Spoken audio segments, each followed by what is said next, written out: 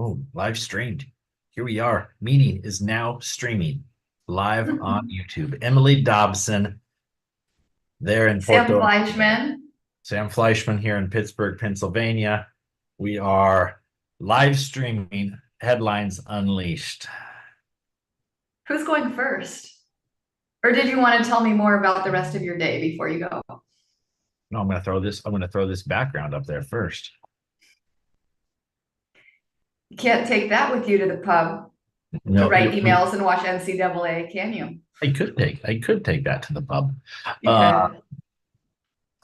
no, so I'm happy to go first. I don't know if Okay. you, I don't know every March Madness since I became a college counselor 2007, 2006 in Singapore. Every March Madness, I have filled out two brackets. I have filled out the bracket of who I actually think is going to win. I And remember this about you. and And then I also remember doing a bracket with you at some point in my life. oh, it's possible. It's possible. I enjoy sports. My Yahoo email is simply so that I have access to fantasy sports, and so my signature is Sam Fleischman. It's possible I'm addicted to sports. Um, but I always fill out two brackets. One bracket, who I think is going to win. The other bracket is where I would study in the Fleisch if I were to do it again. The same person I was at 18, but knowing what I know now. What Ooh, would I be like the best that. spot for me? That's a So that's a great live question. You need to it, save that one for another time. no, it's happening right now, Emily. We are going to together. Oh, it is. This is Okay. my headline. This is my headline. And it's All the right. headline that I'm writing that I haven't seen is it upsets me every March that if you type in March Madness, if you type in NCAA bracket, you have to go and search and find the women's brackets. You don't Mm, you don't hear this. Now we're doing a whole lot better in the world today because we've got Clark from University of Iowa who's setting records, right? And we had a brawl with South Carolina and LSU last week where like six players got suspended. Like there's a lot of passion that's happening in women's basketball. Yeah, I believe University of South Carolina, it is more expensive and harder to get tickets to the women's games than the men's games. So it's awesome. And this is because I grew up, Steve Fleischman, shout out to my dad. Steve Fleischman always took us to the women's basketball games at University of Washington when we lived in Seattle ooh, nice. and not to the men's. And it was for two reasons. One, he could take the family of five to the women's basketball games. It was affordable. And two, it's better basketball, and it always Oh, has been. nice. It's always been better. Wow. So we demanded. My brother and I demanded one time we go to the men's basketball game at University of Washington. We went, and we as like 6 and 9 year olds were like, women's basketball is better. It is better to watch. There is more play development. There's better ball control. There's less like there's it's men's basketball is frantic because it's all about athleticism, straight to the hoop, like, and women's basketball actually has basketball. And so I've always liked women's basketball more. And I've always disliked that March Madness never focuses on the women's side. So, Headlines Unleashed. Emily Dobson, we are going to go through, you and I, and it's like stream of consciousness. I'm going to tell Okay. you, I'm going to tell you the two teams that are playing, and we are going to predict the winners, not based off of what we know about their skill, ability, rank, anything, but simply on which college we'd rather go to. And we're going to see how many of them we agree. Okay. All right, you Which ready? college I'd rather go to? Okay, this is how Which, we're. and this is Okay, shoot. knowing what you know now, with 10 plus, 15 plus years of college counseling, Okay. but thinking about Emily Dobson as a 17, 18-year-old, what would be the best landing spot for her? Okay. Okay. First round, we've got Michigan State, University of North Carolina. North Carolina. Michigan State. All right. So we've not agreed yet. All right. Here we go. Next one, Ohio State University, University of Maine. Oh, dang. Ooh, I'm gonna go University of Maine. Me as well. That's an agreement. We would both have gone to University of Maine over Ohio State. Don't, Marco Chavez is rolling over right now that I didn't say the I don't. OSU. That's what. That's where we Which, met.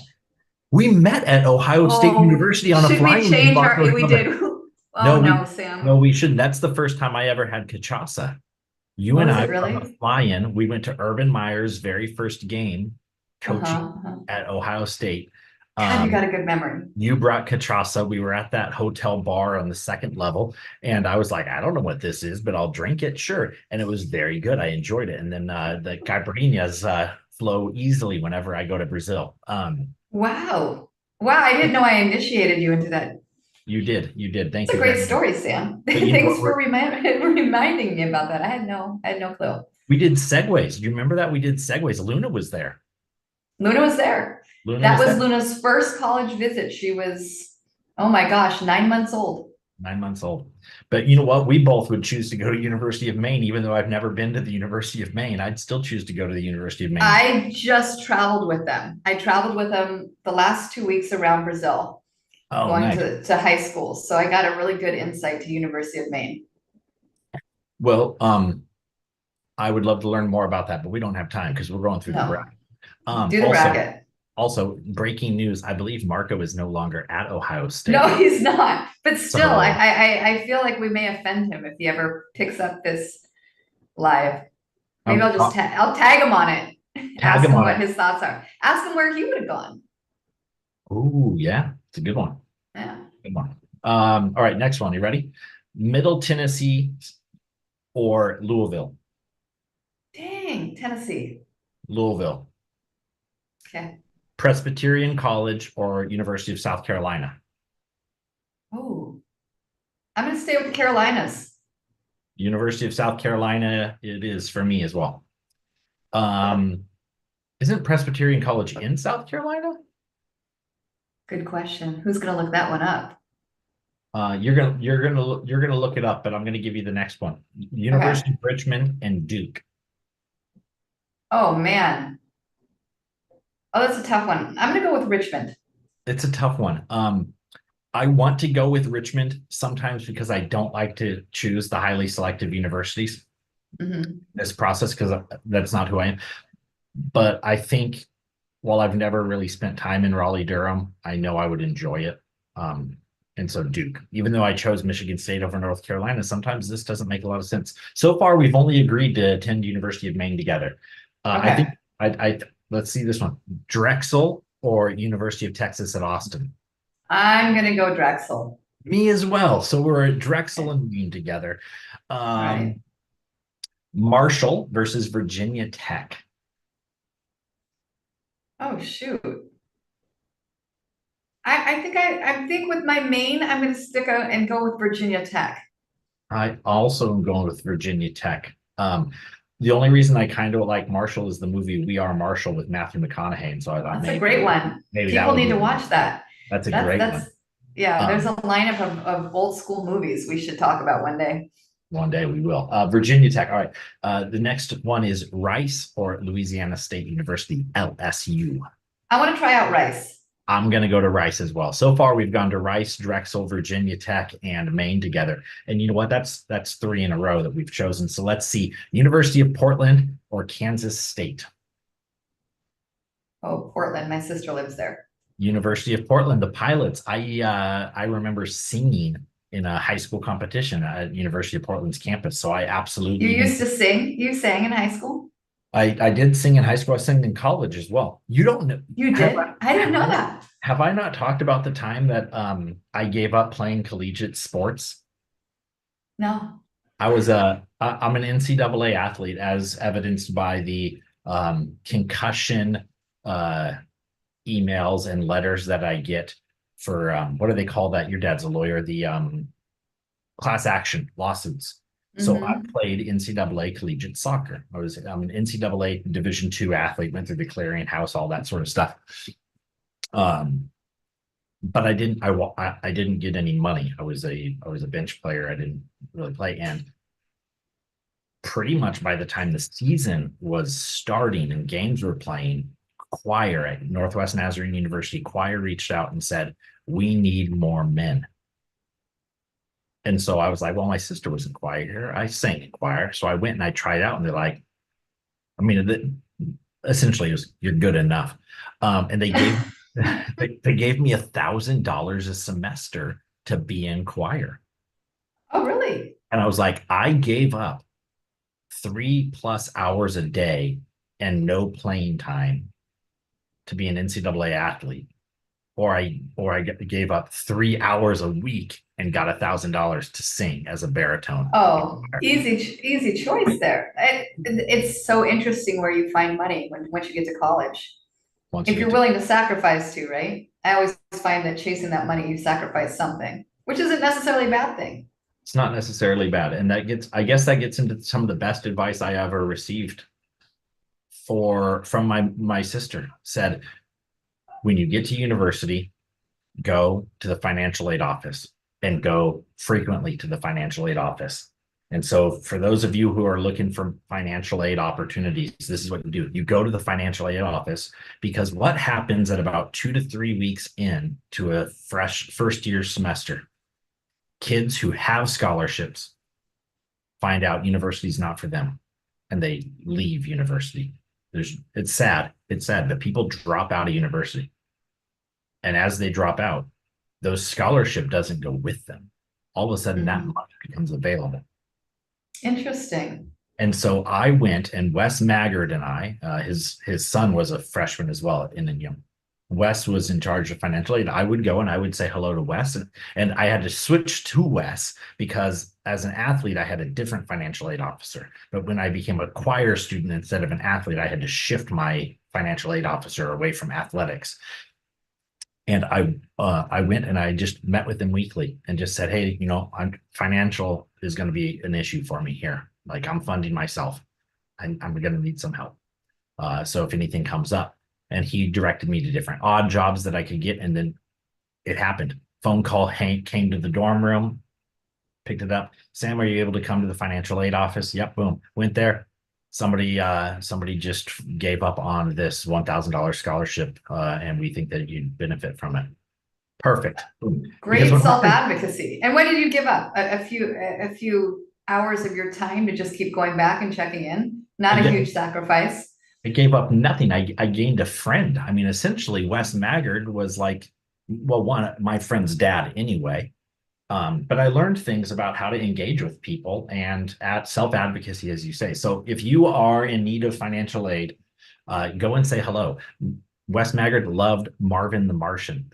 He had little Marvin the Martian stuff. So when I would go someplace, I'd find a Marvin the Martian. You come back and you give it to him, and you're like, hey, found this, thought of you. It's about caring about people for me. And he cared for me and was able to get me a little extra money and help me graduate on time, which is key. It's a great story. You're full of good stories, Sam. Full of good stories. This is the last one we're going to go through today. There's a bunch of other games, but the last one, Florida State or Alabama, Roll Tide Roll. I might do Alabama. I might just want to feel that Roll Tide Roll. That's a tough one for me because growing up, Florida State had that energy, right? But Alabama has that kind of energy now. And I went to university with a girl who played shortstop at Alabama, Jordan Prater, shout out. And I decided, you know what, Roll Tide Roll. Let's go with it. I don't really care for Alabama and their sports, but for women's softball, Alabama, Roll Tide Roll. Let's go. You and I are going to Bama, Portland, Rice, Virginia Tech, Drexel, and University of Maine together. So I'm excited. Who's going to pay for all of those diplomas? No clue. No clue. Let's go to the financial aid office. We'll go talk to the financial aid. We'll go together. All right. You can sing on the way there for us. Oh, please. Oh, that's coming back up. I'm not gonna let that one go. That's a sweet little gold nugget in my pocket. All right. What do you got for me? What headline do you have for me? I have a problem for you to solve. I was reading The Independent, which is a UK-based paper. Is that the tabloid publication?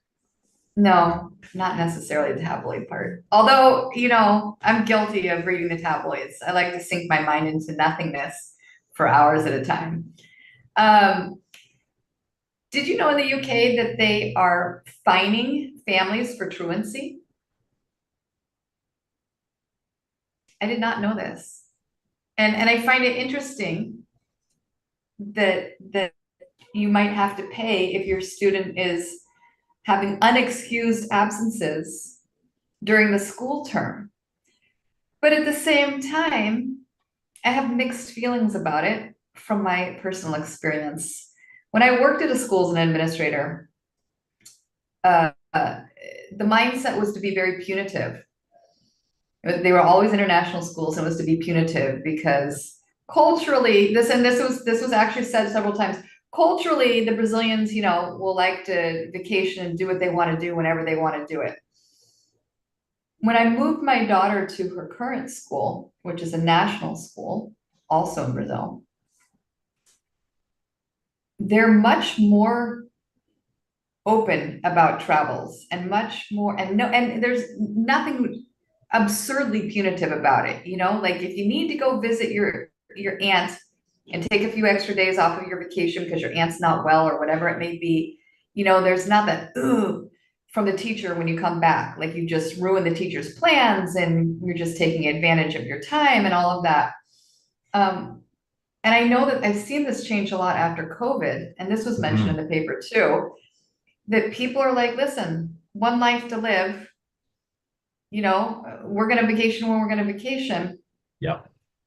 But I still think it's an issue. So my question to you is it the right thing to do to fine families? And if it's not the right thing to do, what would you do to fix it? And have you ever taken an approved vacation and missed school in your life? I'm gonna tack that one on there too.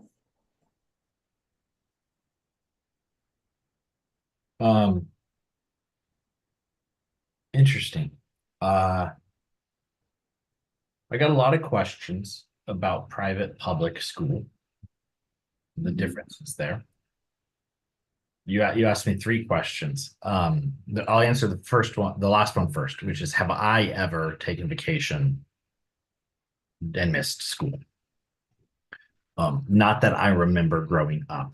I loved school, and so I would have just continued to go. Not that I remember growing up. We also didn't take vacations very much. Like we went to see family type vacations, but that was usually on breaks.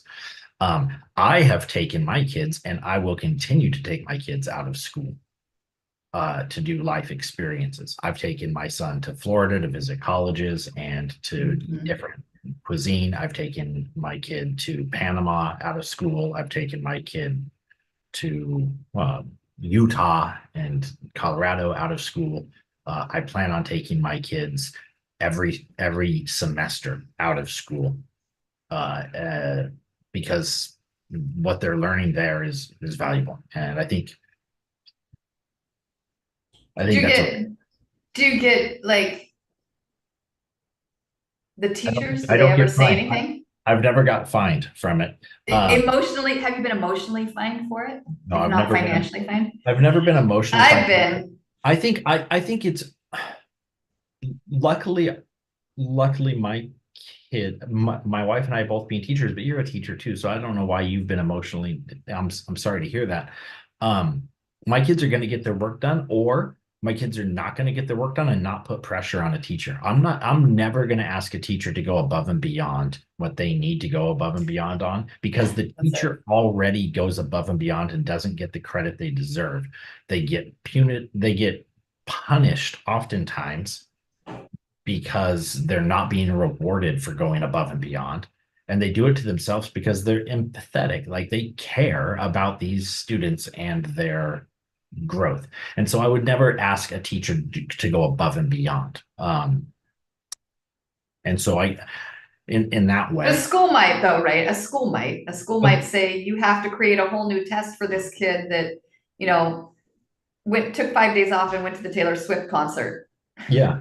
And the teacher might feel they need to do that because otherwise the kid has an unfair advantage on that test. I'd rather my kid take the exact same test and get a maximum of 75%. At the end of the day, the grade's not the thing that matters. The learning is the thing that matters. So I'm not that concerned. But a school might, a teacher might feel that way, and so I do feel a little bit bad when I take them out of school. But your first question was, should you fine? I'll say yes and no. No, you shouldn't fine. I don't think that makes a lot of sense, because the person that you're impacting is the teacher. And so the yes, you should fine is only if the teacher is getting the money, but the teacher's not getting money, the school's getting the money, and they're not passing it on to the teacher. So that's a huge issue for me.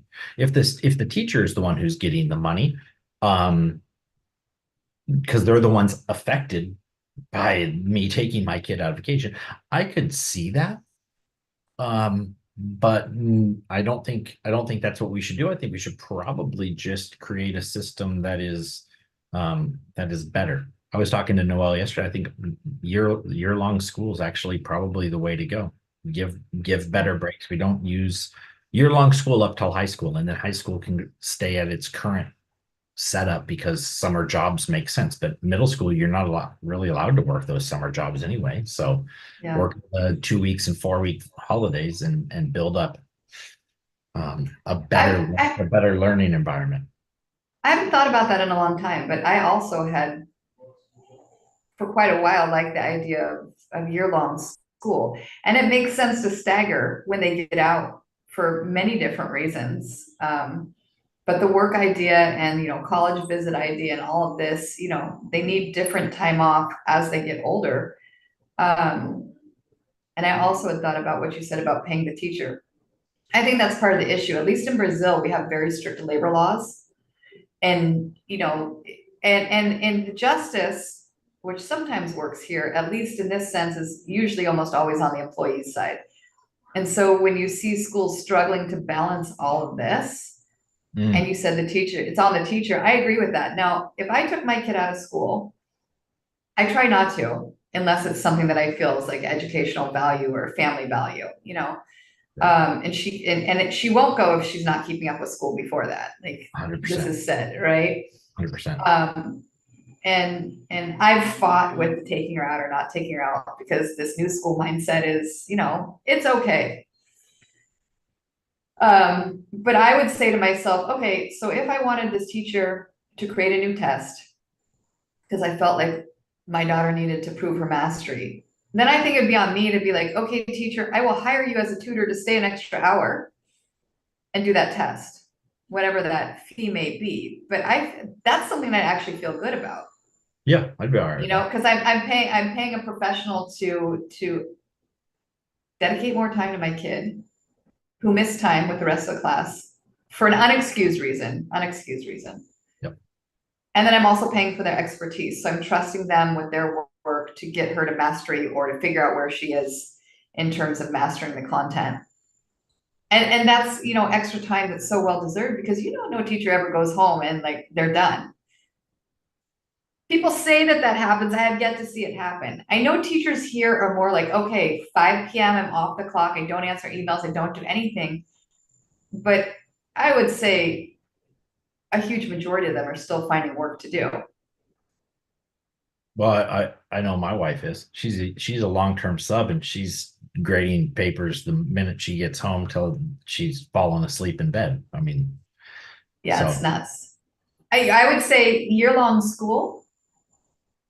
And I'm appreciating that Luna's school is relatively no homework. The vast majority of things they do, they're doing it project-based learning, group learning, and it's getting done in class. This kid can go to volleyball. This kid can have dinner with her parents. Yeah. This kid can go with us to walk the dog. She's happy to go to the grocery store at night and dink around. Like she is free. I see other 7th graders going home with 2 or 3 hours of homework, which I think is absurd. And they just seem so fragile or frustrated or both.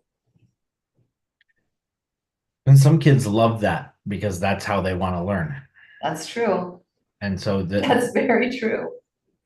different school settings for different types of kids is important, I think. But take And care of the teachers, I would say. I say take, don't find the parents, but I'm willing to pay for that, to pay to have my child educated for the extra time that I took away. it's very interesting because I hear truancy, and what I think of truancy is I think of negligence. I don't think of Yeah. what we've talked about is people having a privileged situation enough to fly your kid to Panama or Florida or take them out to go see family, Okay. right? But truancy is like negligence. So, My kid doesn't show up because right. I didn't put them to bed at time on time, and I am not even home to make sure they go to school, Yeah. and they are just farting around the house, playing video games and eating, chips or crisps since it's the Independence Day. Um, Now that's a But different you, situation. Should you find those parents? I also think but you no. nailed that though. Yeah, because there's that socioeconomic thing too, where it's going to hit people that don't deserve it hard. Because Yeah, there's something else in the context that makes it difficult for their kid to get to school. But it's not the fancy trips. Check this out. The reason that 90% of these fines, because they sent out 400,000 fines to families in the UK last year, 400,000 fines of various amounts. The amounts were somewhere between 60 pounds and like 120 pounds, depending on if you were truant with your payment or not. But it was for unauthorized, right? sure. And 90% of them were for unauthorized, seems like vacations. But when asked, why are the families doing this? It's because the tourism industry knows when vacations are and they hike up the prices, Yeah. right? So there's a whole nother guilty party here who's not even involved in figuring this out, which I think is like, how do you come to the table and fix these things when one of the parties that's causing it is not Is even going to exploiting bat, right? exploitation. Well, this is if you're going to do a year-round school, you're going to have issues because you're going to have a mother or father who works in one school district and their kids are living in a different school district, which is, they're going to be off kilter. But if you have a year-round school and every school district operates a little bit differently, you're not going to have that exploitation. But then you're going to have families moving from one school to another school to who knows. There's no easy fix. There's always, What is it? There's but unintended consequences. yeah.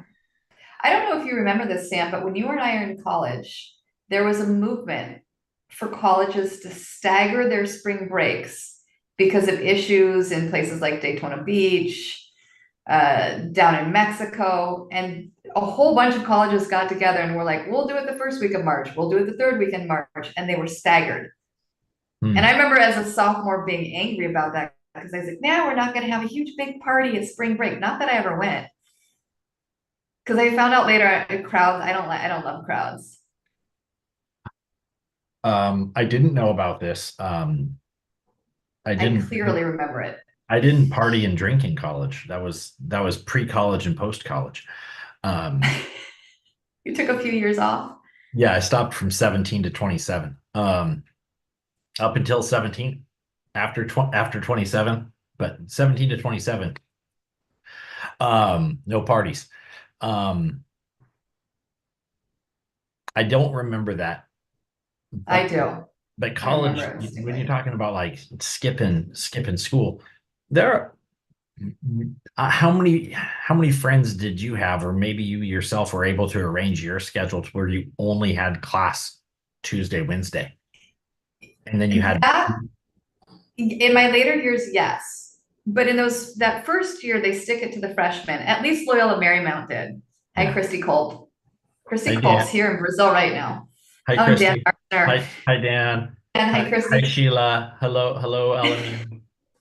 Um, so my dad actually wanted me to go to LMU, not because he went, but because he knew I needed somebody to like wrap my knuckles if I didn't go to class because they took attendance there. Absolutely. So you couldn't bail out on them. But I will tell you that I did get suspended in high school, my senior year, for ditching with parent permission. That's not ditching. I That's not I that's got not suspended. ditching. I tell you, My stepmom, God bless her heart, answered the phone when the nuns called because I went to an all-girls Catholic high school. And they said, "Where is Emily Dobson?" And she was like, "Oh, she's getting good grades their senior year. We sent her to the beach during the heat wave." And I came home and my stepmom said, "Think you gotta call the school. Sounds like you may be suspended." Sure enough. But the girls that I went with, their parents were in on the lie. They just, they were sick. It was fine. It was a heat wave. I went back to the beach the next day. I was gonna say, yeah, suspending out of school suspension for stuff like that, and like in school suspension's the way to go if you really want to teach it. And I was horrified though. Don't get me wrong. Like I felt awful.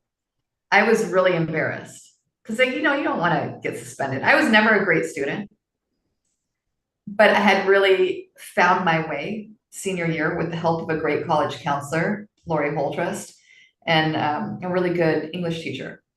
And I didn't want to kind of ruin that streak now that I had found it at the time. But now it's funny, right? Now There's it's the fun. nuns. Doesn't matter if mom and dad say okay. The nuns say no way.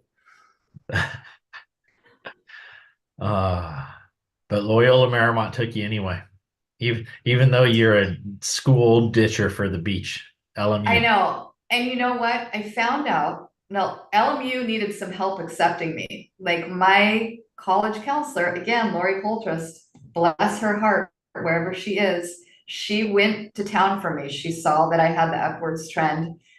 And she was on them. And this was like paper application and phone call stuff, Yeah, yeah, remember yeah. those days? Like, and she was on my team and she told me as I was walking into prom that I had been accepted. Nice. So I was walking into prom with my high school boyfriend, and she pulled me aside and she said, "You just got accepted to Loyola Marymount, class of 1999. Do the math. Congratulations." And I was floored. I mean, Best prom night ever, even though it's my tough. dad made me come home at midnight. Well, that's because The nuns probably told him I was busted for a long time. I had to be home at midnight. I you was the should you only should be senior home. that had to be home at midnight. You should be at home. You should be at home at midnight on a prom night. Yeah, I Um, was. Also, congratulations on graduating from university at age 12. That's awesome. Yeah, thank you for that. I know. You're welcome. Um, Truancy, making people pay. I I guess the philosophical thought on all of this, right, is I just went right back to the headlines instead of prom night.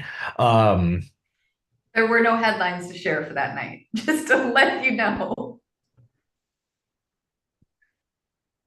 Just to let you know. All right, truancy. Truancy, paying for it. To me, charging and being punitive, um, it seems like a philosophical stance that people have that money solves all problems, and that money is the way that people feel most hit. And it's that emotional blackmail. Like if you've never been at a school, worked for a school, or had your child attend a school where the admin is like, ready to come down on you and like, veiled threats and really staunchly written guidelines and parent handbooks. You don't Mm. know. And I'm not sure they're thinking correctly because we see that kids really blossom from some of these trips, but we do have to protect the parents. It's an odd conundrum to be in. I saw it is an odd conundrum to be in. I think that's why like Week Without Walls and different things, interim weeks are good. I don't know that this makes any sense, but I watched it this morning and see if it ties in, see your thoughts on it. Somebody posted on their Instagram stories. A friend of mine, she's Brazilian actually, but she lives in Hong Kong. Um, and she posted, take the most rambunctious, discipline problem kid, and then take a class outside on an adventure camp and do your class outside. That kid becomes a leader.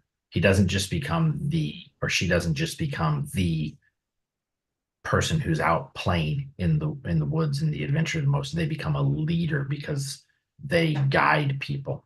And I thought, I have seen that.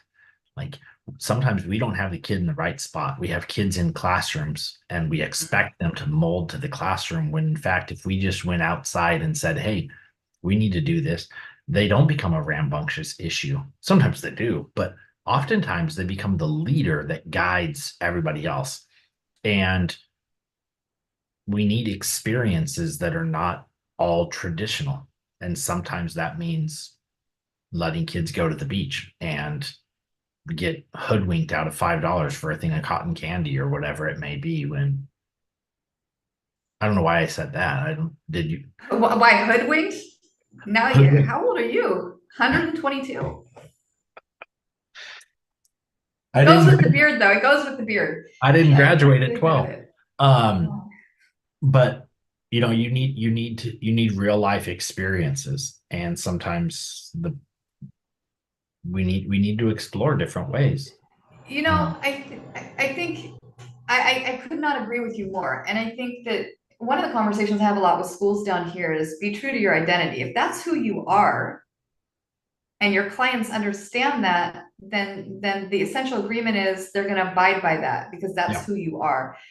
I think some of the issues come along when there's no spine and people can't quite decide, you know, what's right or what's wrong. Like you got to own your identity and then it's got to line up with your educational goals and expectations. I mean, of course, you know, bumps in Hmm. the road will happen, but I think it's a hard thing in international schools, I think in particular. It's hard because they see it as a business, right? And if everybody else is doing it and finding success, then we need to emulate that. Sam, are you trying to say education is a business? I've said that, you know, I've said government is a business. How dare you? Government is a business, and How dare you have a multi-level understanding of the world of education? as a social scientist to say government is a business and education is a business, it's not always well received. But government's a business, and I learned that in Singapore. Oh, that sounds like another good conversation.